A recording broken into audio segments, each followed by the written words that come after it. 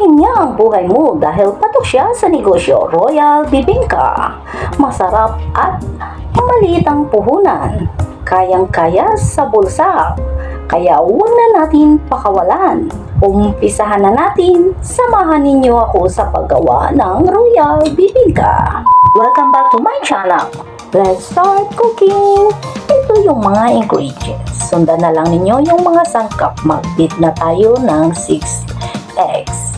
Gamit ko is large. Naglagay ako 1 teaspoon vanilla, 1/2 teaspoon salt.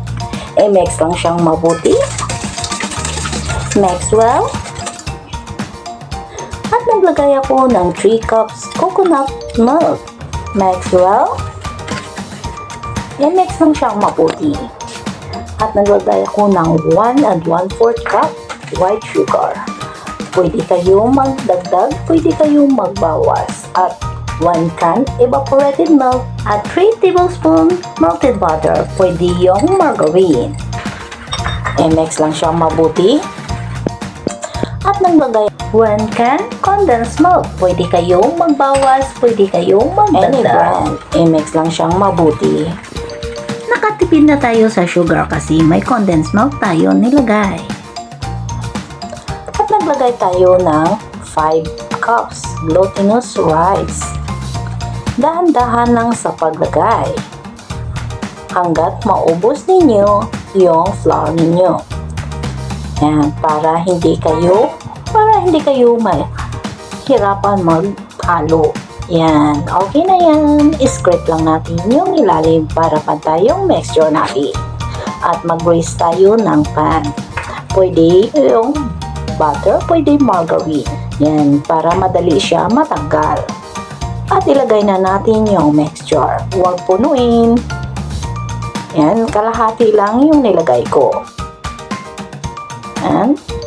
Ipantayin lang. At saka ito na naman yung isa. Bali, dalawa yung tray ang nagawa ko. Yan. Kailangan nakapag-preheat kayo ng oven ninyo.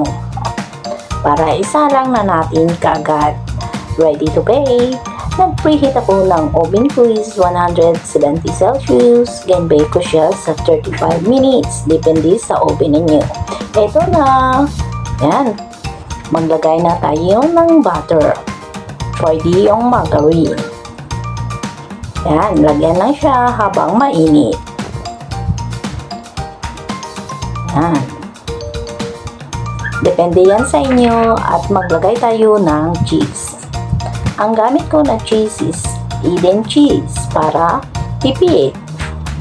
Depende sa inyo yan kung ano karami yung ilagay ninyo ng cheese. Ito kasi pang negosyo. Yan. Para hindi kayo malugi, kantsahin lang ninyo. Yan. Okay na. Bake natin ang ulit ito sa 30 minutes.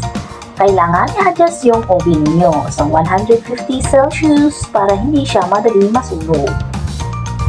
Ito na siya. Yan, napakaganda. Royal Bibingka. Yan. Grabe. Palamigin natin bago hiwain. Depende sa inyo kung gaano kayo maghiwa. Yan. Ganyan sa akin. Kasi negosyo ko yan. Kailangan kakantsahin ko yan. Para hindi ako malugi. Depende sa inyo yan kung ano kayo maghiwa. Napakaganda. Pwede ninyo i-level up yan guys. Ang costing nito is hindi ko ang costing kasi Hong Kong dollar ang gamit ko. Pero maliit lang talaga yung puhunan nito. Tikiman time. Yan, super yummy, super ganda. Yan. Super lambot. Tsak magustuhan ng mga pamilya ninyo. Yan. Grabe, patok sa negosyo. Yan ang negosyo ko. Yung balot niyan is $10 ang isa, Hong Kong dollars. Kaya yung hindi pa nakasubscribe, please subscribe my channel. Thank you for watching.